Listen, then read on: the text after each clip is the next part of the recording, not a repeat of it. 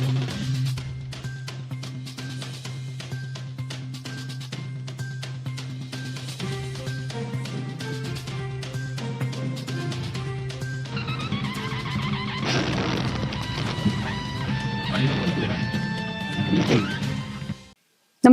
आपण पाहता Hirkani news. Hirkani news प्रत्येक क्षण ताज्या घडामोडी आणि महत्त्वाच्या प्रत्येक बातमीसाठी नेहमीच.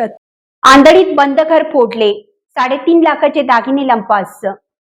आंधळी तालुका पलूस येथे चोरट्यांनी बंद घराचे कुलूप तोडून 3.5 लाख रुपयांचे सोन्याचे दागिने चोरून नेले. या प्रकरणी पलूस पोलीस ठाण्यात गुन्हा दाखल करण्यात आला आहे.